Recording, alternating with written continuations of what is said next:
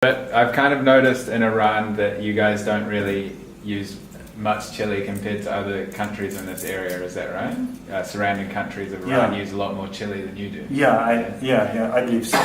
Pakistan or Arab countries, we can say. And that's interesting when you get to the south of Iran, to all those cities that neighbor those Arab countries, their food gets really more chili and spicy. I think Persian food culture tends to be more sweet. Sweet? Yeah.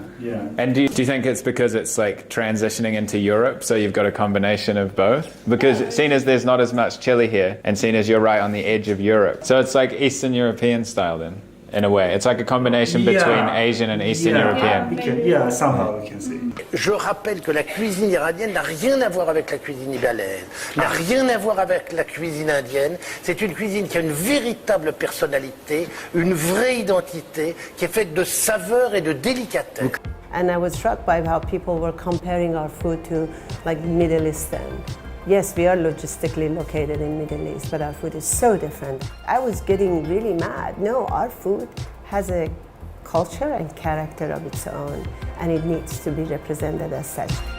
Over the last 2 weeks, I've immersed myself in Iranian culinary tradition, and here's what I've learned. Though they use a variety of spices, the food generally tastes very mild, with a focus on letting natural flavors come through.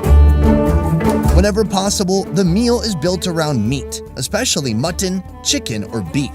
It can get heavy, with generous amounts of animal fat piled on top.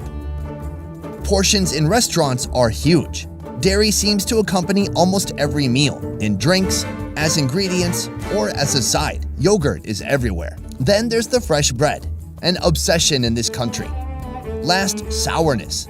From sour fruit to sour milk, sour flavors really stand out and can be enhanced further with fresh or dried limes.